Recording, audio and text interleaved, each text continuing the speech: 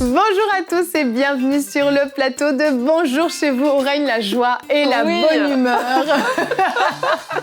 Aujourd'hui, notre thème est adolescent d'aujourd'hui, une génération sacrifiée, et je dis point d'interrogation. Et nous le disons tout de suite, non, ce n'est pas une génération sacrifiée, mais ça peut avoir l'air, on peut se dire vraiment, mais les jeunes d'aujourd'hui, leur avenir est impossible. Déjà, juste si on regarde le climat et toutes ces choses, mais au-delà de ça, tout ce qui leur a enseigné à l'école, à la télévision, etc. Ils baignent vraiment dans une génération qui est compliquée, mais Dieu a un plan, Dieu peut se glorifier dans leur vie et on y croit. Et on va en parler aujourd'hui. Et Annabelle, tu vas faire une rubrique famille pour savoir comment prier pour les jeunes.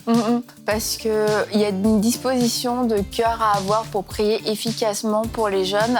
Et on peut se lamenter de voir cette génération se désespérer, mais aussi on peut prier dans la foi. Et je crois qu'on va voir de nos yeux les fruits de nos prières dans cette génération, qui ne sera pas sacrifiée. Qui ne sera pas sacrifiée, au contraire, une génération bénie. Amen. Alléluia. Et on commence tout de suite cette émission avec la pensée du jour.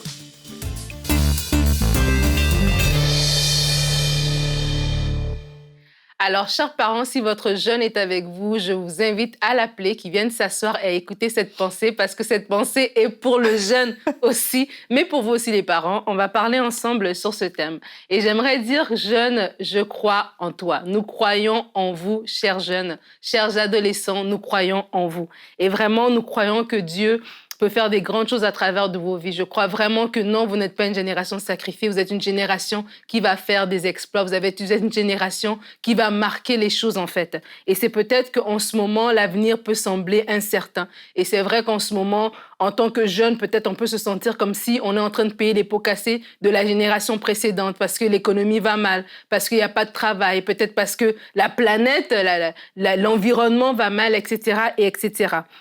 Et vraiment, il y a des défis particuliers pour les jeunes d'aujourd'hui. Mais je veux vous dire en fait que chaque génération, chaque époque a traversé avec des défis. Chaque époque a eu des choses dans lesquelles ils devaient affronter. Mais chaque époque, il y a eu des gens qui se sont distingués. Autant que même dans les Actes des Apôtres, il y avait des choses quand même terribles qui se passaient à Rome, qui se passaient au travers de cette époque-là. Mais il y a des gens qui se sont distingués. Il a été dit dans les livres des Actes que les gens qui ont bouleversé le monde sont passés par ici et Jason les a accueillis. Donc, il y a des gens qui ont bouleversé le monde qui sont passés là. Et aujourd'hui encore, dans cette génération, il y a des gens qui vont bouleverser le monde. Et c'est toi, cher jeune, c'est toi qui vas changer les choses. Tu peux réussir et tu peux faire des exploits. Et ce que le diable a préparé en mal, Dieu peut le changer en bien. Dieu le change en bien. Et comment est-ce que je dis que tu peux faire des exploits? Comment est-ce que je peux affirmer ceci? On va lire ensemble un verset dans 1 Jean, chapitre 2, verset 14.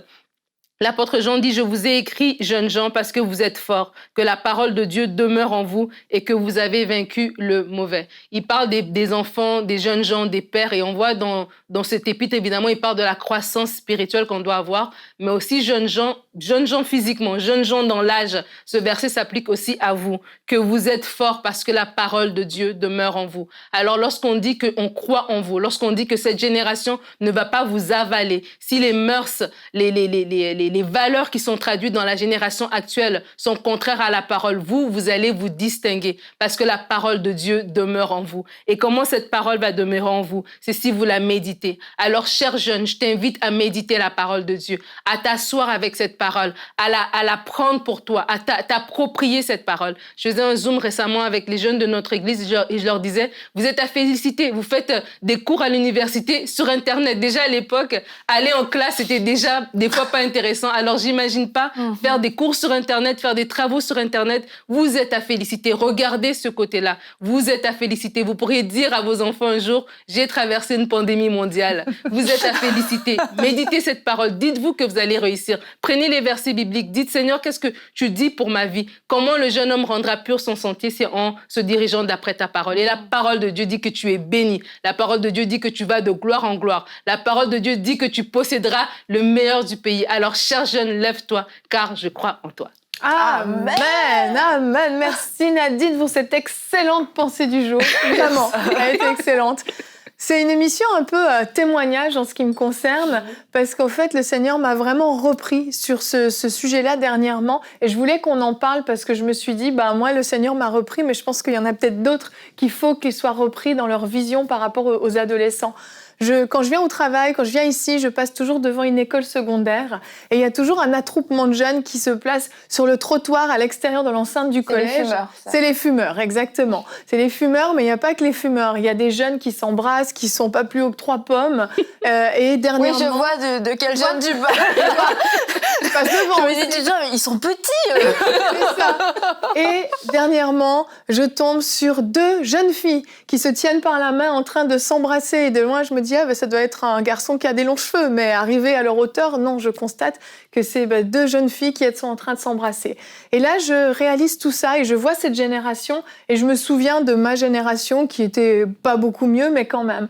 Et en fait, je passe donc à chaque fois et je vois ça et à chaque fois, je pleure un peu sur eux en me disant « Ah là là, cette génération, vraiment, c'est compliqué pour eux, tout ce qui leur a été enseigné, tout l'univers dans lequel, l'atmosphère dans lequel ils grandissent, etc. » Et un jour, le Seigneur m'a vraiment repris. Je passe à côté, je commence à me lamenter pour eux et je sens vraiment dans mon esprit, le Seigneur me dit « Mais qui te dit que je ne peux pas faire quelque chose pour eux ? Qui te dit que je ne peux pas renverser cette génération et alors qu'elle a été happée par le diable, au contraire, je peux transformer le mal en bien et me glorifier dans cette génération. » Et là, j'ai ce verset qui est monté et c'est notre verset du jour et vous allez comprendre pourquoi. C'est dans Ézéchiel 37 au verset 9.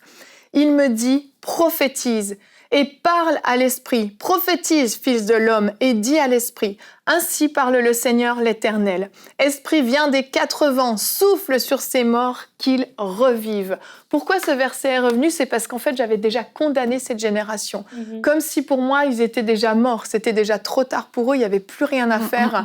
Comme un cœur qui s'est arrêté de battre, on arrête le massage cardiaque, on arrête de tout mettre en œuvre pour le faire repartir. Mais le Seigneur m'a dit, prophétise sur ces jeunes, prophétise sur cette génération. Et là, dans ma voiture, j'ai eu un élan de foi qui est monté.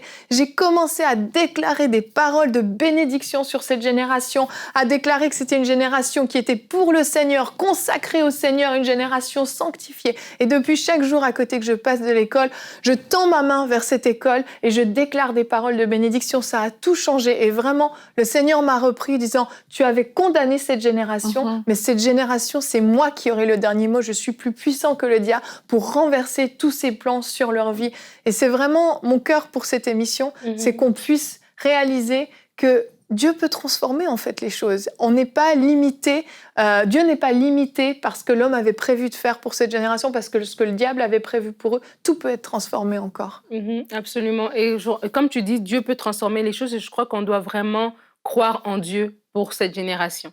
Et croire en Dieu que les promesses que Dieu donne, les promesses que Dieu donne dans sa parole ne se sont pas arrêtées sur cette génération. Des fois, on regarde la génération d'aujourd'hui et c'est vrai qu'il y a des choses que nous, on ne faisait pas. Mais si on se retourne en arrière dans notre génération avec le contexte dans lequel on était, peut-être aussi on faisait des choses qui étaient grave par rapport au contexte dans lequel on est. Donc, de toute façon, il y a cette évolution qui est là, mais des fois, c'est la roue qui tourne et les choses se répètent. Mais vraiment, en tant qu'enfant de Dieu, en tant que chrétienne, tu as eu cette attitude de dire, Seigneur, qu'est-ce que tu dis pour ces jeunes ? Et on doit croire les paroles que le Seigneur a données, croire aux promesses, que le Seigneur a des plans, qu'on est l'ouvrage de ses mains. Et vraiment, déjà, si on croit, on va prendre soin. On va valoriser nous-mêmes déjà avec nos jeunes dans la maison, en tant que parents d'adolescents, en tant qu'église par rapport à la jeunesse, à notre équipe de jeunesse. On ne va pas juste voir que les jeunes, il faut les garder dehors ou quoi que ce soit. Non, au contraire, on se dit, tiens, ils ont des promesses, ces jeunes-là. Donc, en tant qu'église, on va mettre en place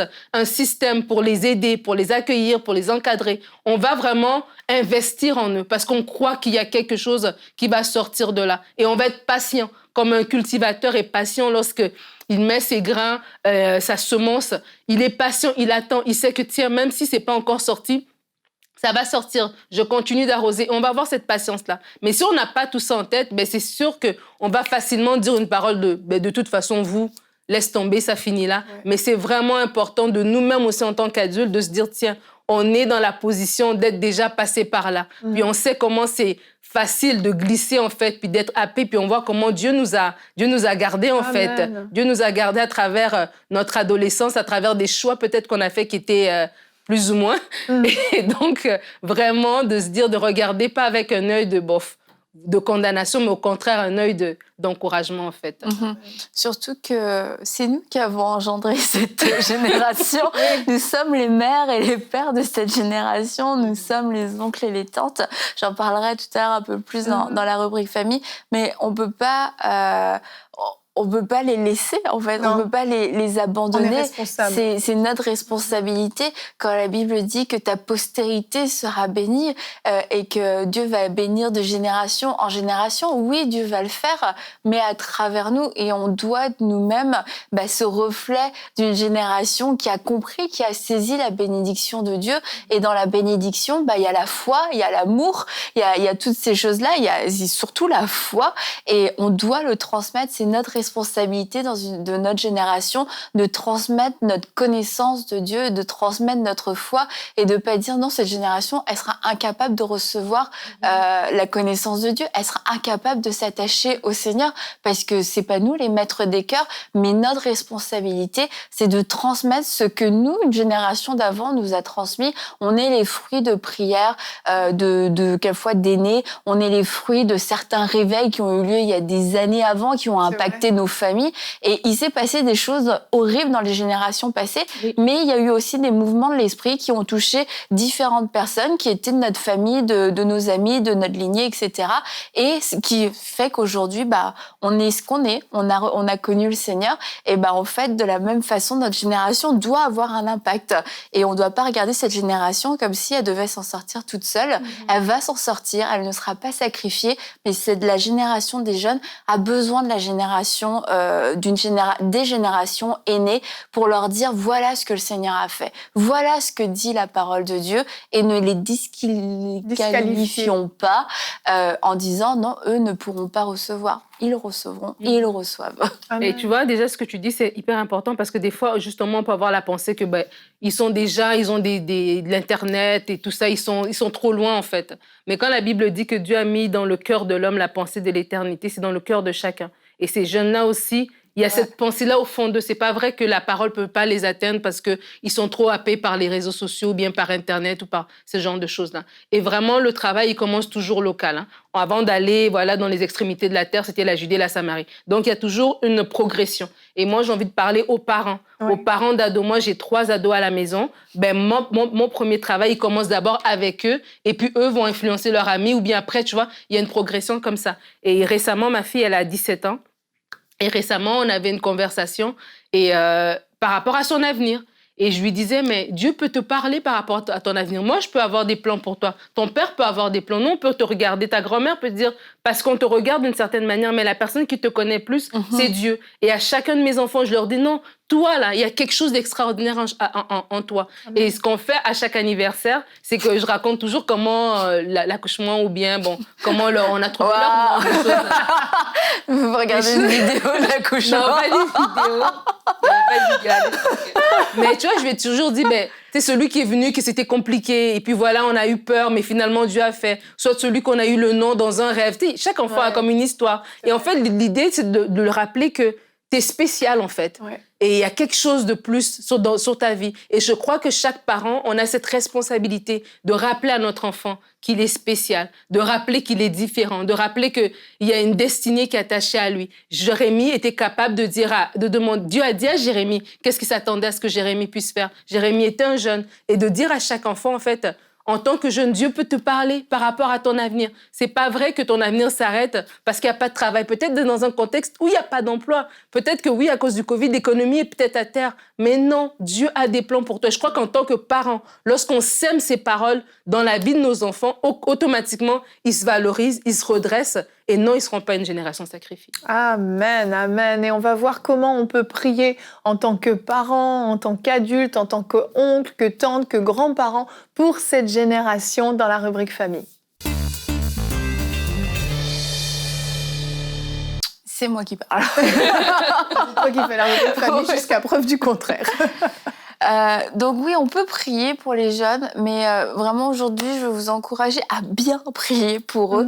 Et pour bien prier pour cette génération, pour les ados et la jeunesse, on doit faire un travail dans notre cœur pour avoir une bonne disposition. Et la première chose que je voudrais vous dire, c'est aimer les jeunes. C'est la première chose et c'est la chose la plus importante parce qu'on ne pourra jamais prier efficacement pour cette génération si nous n'aimons pas cette génération. Parce que si on ne l'aime pas, on la méprise, on ne l'honore pas, on ne croit pas en elle et on a besoin de l'amour. La Bible nous dit « Car Dieu a tant aimé le monde qu'il a donné son Fils unique ». Et on ne peut donner pleinement que quand on aime. Et on doit apprendre à aimer cette génération. Et je me souviens, quand ma fille était plus jeune, quand elle n'était pas encore adolescente, et je voyais des jeunes quelquefois qui faisaient des trucs, mais tu te dis, c'est... Et je me disais, mais c'est bête un jeune. Pardon d'avoir dit ça, pardon d'avoir pensé ça.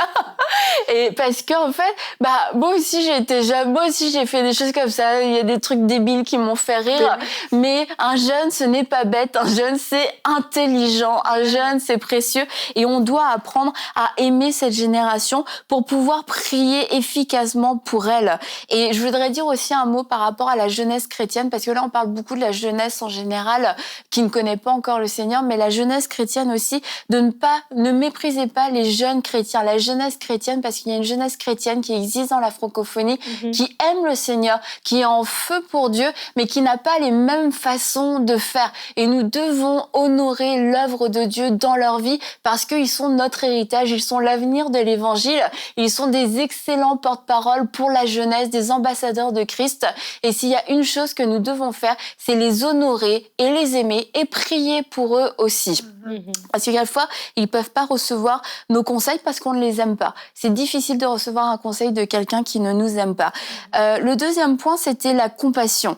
La compassion pour cette jeunesse. Prier efficacement, on va avoir besoin d'avoir de la compassion pour cette génération. Comprendre que ce que je vois, il y a une raison à ce que je vois. Cette génération, elle est pas comme ça par hasard. Elle est pas sortie de nulle part. Elle est sortie de nous, comme je l'ai dit tout à l'heure. C'est nous qui avons enfanté cette génération et le diable a des plans de destruction. Le diable veut détruire cette génération, il n'y a aucun doute là-dessus. Dans Luc, on lit « Simon, Simon, Satan vous a réclamé pour vous passer au crible comme le blé. Mais moi, j'ai prié pour toi afin que ta foi ne disparaisse pas. » Et ça, c'est vraiment le point. J'ai prié pour toi, mais le diable te voulait, mais j'ai prié pour toi. Et ça, c'est de comprendre, cette génération est attaquée de toutes parts. C'est une génération qui est attaquée. C'est une génération qui a besoin d'être sauvée. C'est pas une génération qui a besoin d'être attaquée parce que c'est déjà le diable qui le fait. Et si nous, en tant que génération aînée, on se met à les attaquer, on est en train de les affaiblir, on est en train aussi de les blesser. Donc, c'est une génération à sauver. Et lorsque la compassion vient aussi dans nos cœurs, ça va casser les préjugés qu'on a sur les jeunes parce que c'est une génération complètement différente. On ne pense pas comme eux, on ne s'habille pas comme eux, on ne parle pas comme eux. Et du coup, ça peut élever beaucoup de préjugés et on va prier pour eux, mais pour qu'ils s'habillent différemment, pour qu'ils parlent différemment, mais on ne priera pas pour leur cœur, pour leur âme. Et du coup, on passera à côté de quelque chose. Et aussi, le point où je voulais vraiment revenir par rapport à la discussion, c'est que cette génération, elle est le fruit de la génération passée. On se retrouve aujourd'hui avec des jeunes, une génération orpheline, une génération qui est livrée à elle-même, une génération insolente quelquefois, voire même violente. Mais pourquoi ? Parce que la génération d'avant a été une génération qui a été très individualiste, qui a délaissé les valeurs de la famille. Des enfants se sont retrouvés à s'élever seuls, ou en tout cas être beaucoup plus seuls que dans le passé. Il n'y a pas eu de transmission, il y a eu moins de soins parfois. Une génération aussi avant qui a beaucoup cherché la liberté, une recherche excessive de la liberté, et on est quasiment tombé dans quelque chose de l'anarchie où on ne respecte plus les valeurs de l'autorité, les valeurs de la discipline, les valeurs du respect. Même les autorités d'un pays sont complètement bafouées. Donc forcément, la génération d'après a entendu, a vu et a perdu ce sens des valeurs. Et aujourd'hui, oui, on se retrouve avec des jeunes qui sont d'une insolence terrible. On se dit, mais mais comment ça se fait? Ils n'ont pas eu d'éducation? Ben non, Ben peut-être non. qu'ils n'ont pas eu d'éducation, mais s'ils n'ont pas eu d'éducation, c'est les parents qui n'ont pas fait leur travail. Et c'est de comprendre, cette génération a besoin d'aide, elle a besoin d'aide, elle n'a pas besoin d'être condamnée parce que c'est nous qui avons engendré cette génération. L'autre point, c'est la foi. C'est que malgré, comme je viens de le dire, nous avons engendré cette génération, mais Dieu veut nous utiliser. Dieu veut vous utiliser en tant que père, en tant que mère, en tant que pasteur, en tant qu'oncle, en tant que tante, grand cousin, tout ce que vous voulez, aîné. Dieu veut et peut vous utiliser pour le salut de cette génération. Il veut passer à travers vous pour intercéder. Il veut passer à travers vous pour enseigner. Il veut passer à travers vous pour transmettre ce que vous avez vécu de Dieu. Et il veut aussi passer à travers vous pour prier, pour croire que c'est le temps du réveil. Et je me souviens, un soir, j'étais en voyage et j'étais dans mon lit et je priais et d'un seul coup, je me suis mis à dire, je crois dans le réveil parmi les jeunes. Je crois dans le réveil de la jeunesse. Parce que c'est toujours quelque chose qui a été dans mon cœur, mais qui a comme été peut-être un petit peu éteint. Et là, j'ai commencé à le déclarer. Je crois dans le réveil, dans la jeunesse. Je crois, oui, que les jeunes, il va y avoir un réveil. Et je crois, oui, qu'il va y avoir un réveil parmi les jeunes, que c'est une génération dans laquelle Dieu va se glorifier, une génération qui va vivre des choses extraordinaires. Mais je dois le croire d'abord moi-même pour avoir des prières de foi, des prières de réveil. Je veux vivre le réveil, mais je veux encore plus que cette génération de jeunes et d'adolescents puisse vivre le réveil, puisse y participer, soit des acteurs de ce réveil, qu'on n'attendra pas qu'ils aient 50 ans pour d'un seul coup se rappeler que quand ils étaient à l'école du dimanche. Non, moi je crois que dans les collèges, les lycées, les universités, que le Saint-Esprit va venir sauver les gens, les jeunes de façon radicale. Et ce qui nous amène à mon dernier point, prier de façon prophétique. Et pour ça, on a un verset qui est tellement puissant dans Joël qu'on connaît, mais c'est la vérité et on doit le prier. C'est le temps pour ça. Je déverserai mon esprit sur tout être humain. Vos filles et vos filles prophétiseront, vos vieillards auront des rêves et vos jeunes gens auront des visions. C'est le temps pour que le Saint-Esprit vienne se répandre sur toute chair. C'est le temps pour que le Saint-Esprit vienne se répandre sur cette jeunesse. Et peut-être qu'ils n'en ont pas encore conscience, eux, mais moi, je connais cette promesse, je connais cette parole, je connais cette prophétie qui a été donnée. Et elle me dit pas que ça s'accomplira que en l'an 3000. Non, je la prie dès aujourd'hui. Je crois que oui, les jeunes gens auront des visions. Je crois que le Saint-Esprit va venir se déverser sur toute chair. Je crois dans le réveil. Et puisque je connais cette prophétie, je vais le déclarer. Je vais le déclarer quand je passe devant une école, quand je vois les jeunes dans mon église, je vois les jeunes dans mon quartier.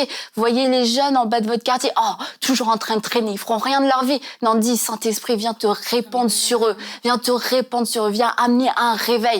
Qu'ils délaissent la drogue. Qu'ils délaissent toutes leurs addictions. Viens, Saint-Esprit, te saisir de, viens les sauver. Et c'est comme ça qu'on va voir un réveil dans cette jeunesse. Et c'est comme ça qu'on aura aussi cette satisfaction de se dire, Seigneur, j'ai participé par mes prières parce que j'ai aimé cette génération, parce que j'ai prié avec compassion, j'ai prié avec foi et j'ai prié de façon prophétique selon tes promesses. Amen, amen. Et j'aimerais qu'on mette en pratique tout de suite ce que tu nous as partagé. On va prendre un temps, on va prier ensemble à la maison, prier avec nous. C'est pas un moment où vous allez nous regarder. On va prier. Laissez-vous inspirer. N'avez pas écouté nos prières. Vous pouvez vraiment participer, déclarer, prophétiser sur ces ossements desséchés, prophétiser sur cette génération desséchée pour que le Saint-Esprit puisse se répandre sur eux.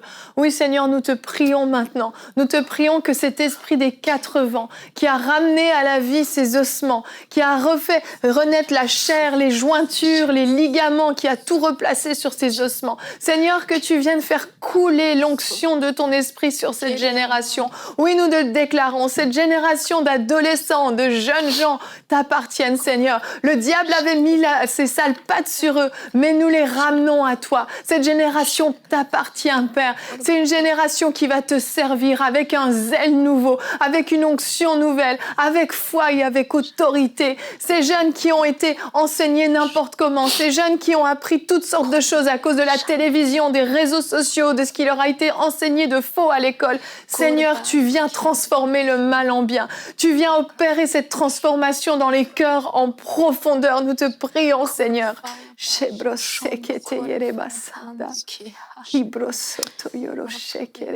Oh oui, Seigneur, nous élevons nos voix ce matin pour te confier cette jeunesse, pour te confier ces jeunes. Seigneur, nous déclarons que les plans de l'ennemi sont nuls et sans effet. Amen. Que la parole que l'ennemi veut mettre sur cette jeunesse, des paroles de violence, qui sont des jeunes violents, qui sont des jeunes qui vivent dans le désordre, dans l'impudicité, que ce sont des jeunes qui sont rebelles. Seigneur, nous brisons toutes ces paroles dans le puissant et le glorieux nom de Jésus. Seigneur, nous réclamons ces jeunes pour toi. Nous disons que ces jeunes sont consacrés. De leur jeune âge, ils ont le zèle pour te servir. Seigneur, oui, l'amour de ta parole naît dans le cœur de ces jeunes. Seigneur, je prie pour les jeunes qui sont nés dans l'Église, qui sont habitués aux quatre murs de l'Église, qui vivent dans l'Église mais avec un comportement du monde. Seigneur, je prie aussi que ces jeunes puissent redécouvrir, Seigneur, ta parole. Seigneur, je prie que tu puisses les rencontrer, qu'ils ne puissent plus croire seulement au Dieu de leurs parents, mais que ce soit toi, que tu sois leur Dieu à eux. Seigneur, je prie pour une rencontre personnelle avec toi. Oh oui, Seigneur, merci parce que ces jeunes se lèvent dans cette génération.